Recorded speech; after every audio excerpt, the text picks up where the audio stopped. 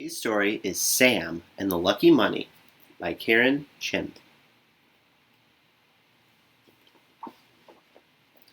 Sam could hardly wait to get going. He zipped up his jacket, patted his pocket. It was time to go to Chinatown for New Year's Day.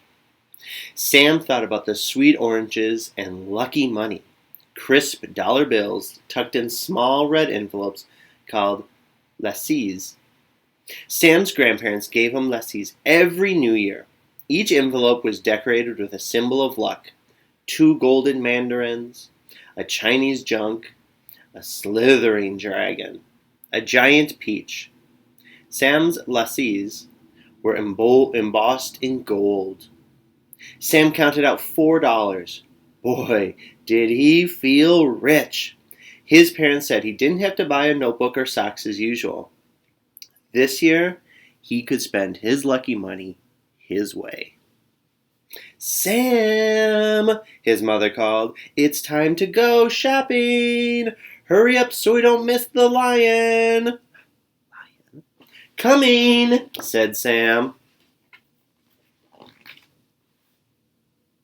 The streets were humming with the thump of drums and the clang of cymbals. Everywhere dusty red smoke hung in the air, left by the exploding firecrackers. "Give me your hand," said his mother. "I don't want you to get lost." Sam took her hand reluctantly. It seemed like everybody else was shopping for New Year's meals. There were so many people crowded around the overflowing vegetable bins that Sam had to look out for elbows and shopping bags from hitting him in the face. Right next to the vegetable stand were two huge red paper mounds. Sam kicked the piles with his right foot and then with his left foot until he created a small blizzard. On his third kick, he felt his foot land on something strange. "Ay!" somebody cried out in pain. Startled, he looked up to find an old man sitting against the wall. The stranger was rubbing his foot. Bare feet in winter? Oh, Sam thought, where are his shoes? Sam stared at the man's dirty clothes as he backed away. He found his mother picking up oranges, and he tugged on her sleeve, pulling harder than he meant to.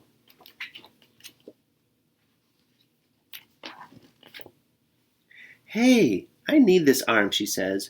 "Where have you been? It's time to go." For once, Sam was glad to follow his mother. They went past rows of fresh charshubao, his favorite honey-topped buns, and when they opened the door, the smell of sweet egg tarts and coconut pastries erased any thought of the stranger. Sam wondered how many sweets he could buy with $4.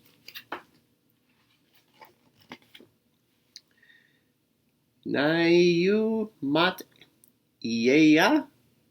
said a young woman from behind the counter. When Sam gave her a puzzled look, she repeated the question in English. "What do you want?" Sam was about to ask for buns when he noticed a tray full of New Year's cookies. They were shaped like fish, with fat pleated tails that looked like little toes. He couldn't help but think about the old man again. Sam decided he wasn't hungry after all. Suddenly he heard a noise from outside that sounded like 1,000 leaves rustling. He ran to the window to see what was happening. "Look!" he yelled. Bundles of firecrackers were exploding in the street, and rounding the corner was the festival lion, followed by a band of cymbals and drums. Sam pulled on his mother, getting her outside. The colorful lion wove down the street like a giant centipede, teased by a clown wearing a round mask. It tossed its head up and down, all around. It came to a halt in front of the meat market, and it sniffed the giant lacis that hung in the doorway, along with a bouquet of lettuce leaves. With loud fanfare, the band urged the lion towards its prize. "Take the food, take the money, bring us good luck for New Year!" Sam shouted along with the others.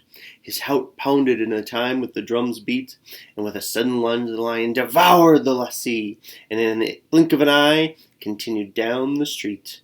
The crowd clapped, and then quickly disappeared.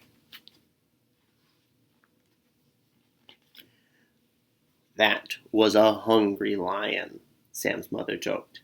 Now he felt hungry too, and he wanted to go back to the bakery. But just then a large "Grand Opening" sign caught Sam's eye. In the window were cars, planes, robots, stuffed animals, a new toy store.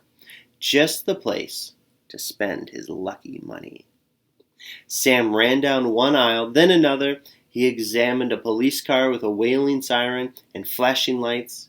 He squeezed a talking pig and laughed at its loud oink, oink. And then he spotted the basketballs. A new basketball was the perfect way to spend his lucky money. But when he saw the price tag, he got angry. I only have $4. I can't buy this. In fact, everything that he had touched cost more than what he had. What is $4 good for? He complained, stomping his feet. His mother scrunched up her eyes the way she always did when she scolded him. And then she guided him out of the door. Sam couldn't help it. Even with all this shiny gold on them, the lassies seemed worthless. Sam, when someone gives you something, you should appreciate it, his mother said as she marched him along. Sam stuffed his lassies back into his pockets. The sun had disappeared behind some clouds, and he was starting to feel the chill. He dragged his feet along the sidewalk.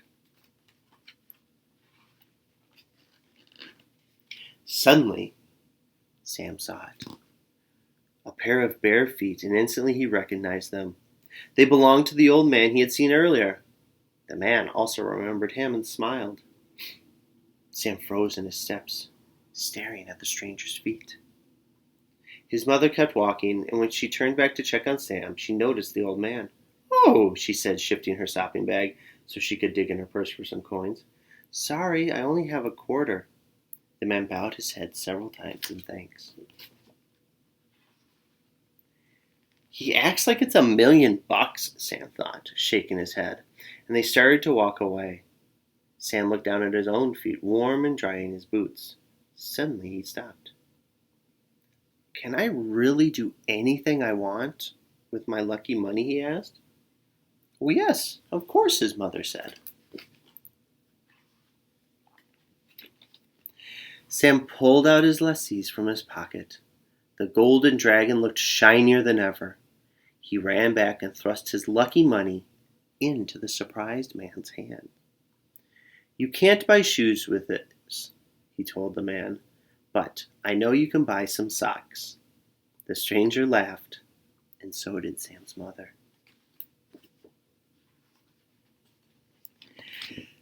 Sam walked back to his mother and took her warm hand. He smiled and gave her a gentle squeeze, and as they headed home for more New Year's celebrations, Sam knew he was the lucky one.